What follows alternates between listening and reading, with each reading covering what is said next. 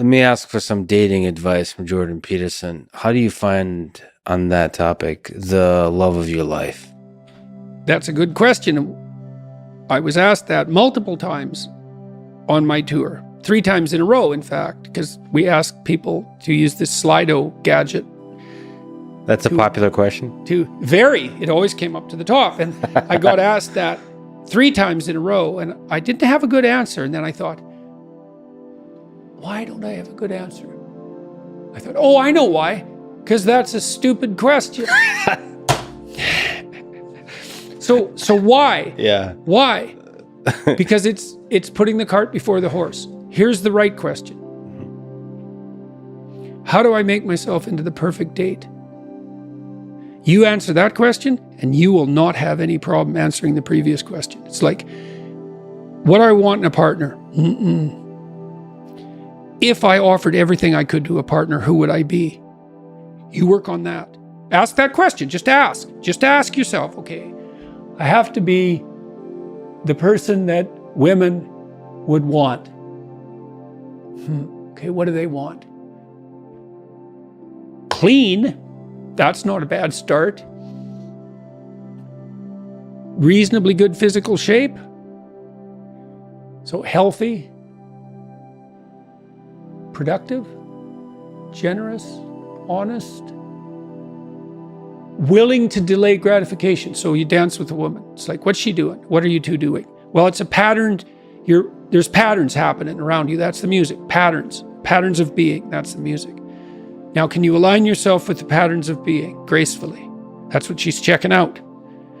And then can you do that with her? And then can you do that in a playful and attentive manner and keep your bloody hands to yourself for at least a minute? And so, can you dance in a playful manner? It's like you can go through this in your imagination, and you'll know. And then you think, well, how far am I from those things? And the answer is usually, man, it's a pretty horrible abyss separating you from that ideal. But the harder you work on offering other people what they need and want, the more people will line up to play with you. And so it's the wrong question. It's like, how can I be the best partner possible? And then you think, well, if I do that, people will just take advantage of me.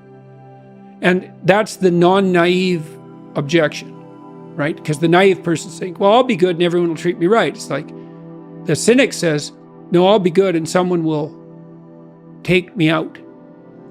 And then you think, well, what do you do about that objection? And the answer is, well, you factor that in. And that's why you're supposed to be, what is it? As soft as a dove and as wise as a serpent. It's like, I know you're full of snakes. I know it. Maybe I know it more than you do. But we'll play anyways. And take the risk anyway. That's right. Voluntarily, right? It's like, and what's so cool about that is that even though the person you're dealing with is full of snakes, if you offer your hand in trust and it's real, you will evoke the best in them. Yeah. And that's true. Even I've dealt with people who are pretty damn criminal and pretty psychopathic, and sometimes dangerously so. And you tread very lightly when you're dealing with someone like that, especially if they're intoxicated. And even then, your best bet is that alert trust. It's the only thing I know that, like, I had one client who was he was a paranoid psychopath. That's a bad combination. He was a bad guy, man. He had like 4 restraining orders on him. And restraining orders don't work on the sort of people that you put restraining orders on. And he used to be harassed now and then by, a bureaucrat in a bank with delusions of power. And he would say to them, he used to kind of act this out to me when I was talking to him. He'd say, I'm going to be your worst nightmare. And he meant it. Yeah. And he would do it. He had this obsessional, psychopathic vengeance that was just like right there, paranoid to the hilt. And paranoid people are hyper acute. So they're watching you for any sign of deceit or manipulation. And they're really good at it. because like they're 100% that's what paranoia is. It's 100% focus on that. And even under those circumstances, if you step carefully enough, you can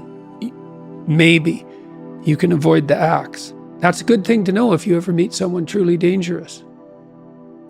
Absolutely. I believe in that being fragile, nevertheless, taking that leap of trust towards another person, even when they're dangerous, especially when they're dangerous.